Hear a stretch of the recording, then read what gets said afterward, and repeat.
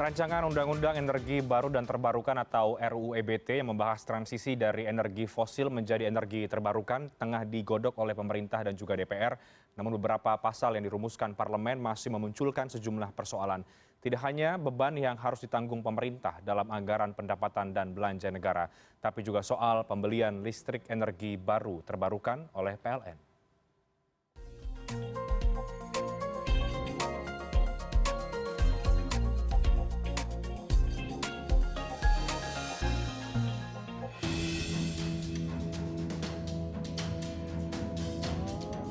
Upaya untuk mendorong transisi energi dari fosil ke energi bersih terus bergulir di Indonesia. Pemerintah menargetkan bauran energi baru terbarukan (EBT) sebesar 23% pada 2025 mendatang. Pembahasan rancangan Undang-Undang Energi Baru Terbarukan atau RUU EBT oleh Komisi 7 sudah diserahkan ke Badan Legislasi. Sejumlah klausul dinilai berpotensi membebani keuangan PLN dan APBN. Misalnya, pasal 24 dan 40 menugaskan perusahaan plat merah PLN untuk membeli tenaga listrik yang dihasilkan dari energi terbarukan. Selain itu, pasal 51 menyebutkan adanya ketentuan tarif masukan atau feed-in tarif sebagai dasar harga jual listrik dari penyedia listrik swasta ke PLN.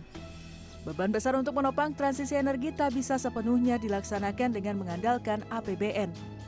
Hal tersebut disampaikan Menteri Keuangan Sri Mulyani Indrawati lewat rilis resmi kementerian.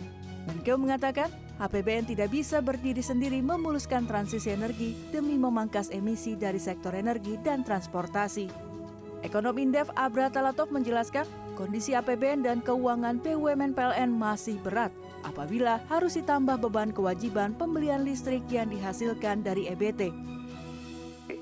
Kita memandang bahwa sebelum adanya revisi undang-undang atau RUU EBT ini saja, ya kondisi BUMN kita PLN yang harus menanggung ya pasokan listrik dari segala macam sumber itu saja sudah mengalami beban yang berlebihan. Nah, jadi sebetulnya yang menjadi concern kita di hulu adalah bagaimana pemerintah komitmennya itu bisa dibuktikan dengan menurunkan proporsi pembangkit listrik dari yang berbahan bakar fosil, misalnya PLTU.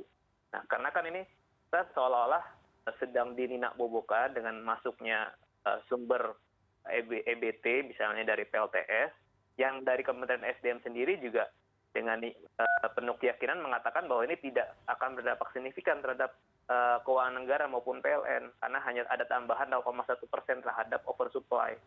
Nah, artinya kan kalaupun kita paksakan ya adanya beban tambahan ini tidak akan secara signifikan mendorong proporsi bauran EBT tadi.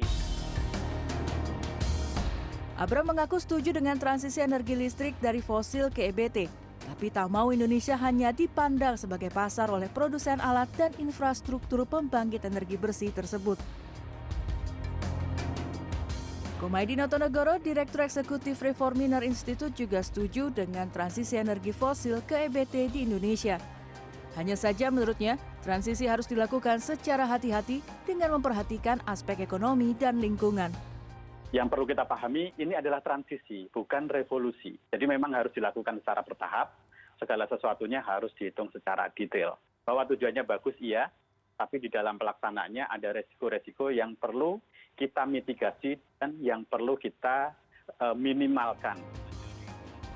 Sementara Arifin Rudianto, Deputi Bidang Kemaritiman dan Sumber Daya Alam Kementerian PPN Bappenas mengatakan, transisi menuju energi bersih menjadi keniscayaan yang tak bisa dihindari berbagai negara, termasuk Indonesia. Hanya saja, pelaksanaan transisi perlu dilakukan secara hati-hati. Nah, tentunya kami berpikir bahwa transisi energi ini kan perubahan jangka panjang ya.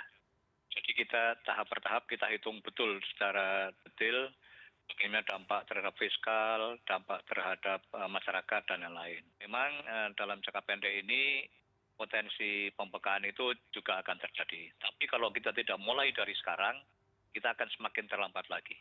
Karena kita tahu bahwa secara global pun hampir seluruh negara melakukan upaya transformasi ini. Di tengah upaya pemerintah mendorong bauran energi baru terbarukan, co-firing biomasa atau bahan substitusi pembangkit batubara oleh PLN dinilai dapat menjadi solusi tercepat saat ini. Co-firing biomasa selain mampu mengurangi penggunaan bahan bakar fosil secara bertahap dan tidak mengganggu keuangan negara, juga mampu memperluas lapangan pekerjaan bagi masyarakat sekitar. Sementara saat ini, harga produksi listrik dari energi baru terbarukan masih tergolong mahal. Tim Liputan, CNN Indonesia.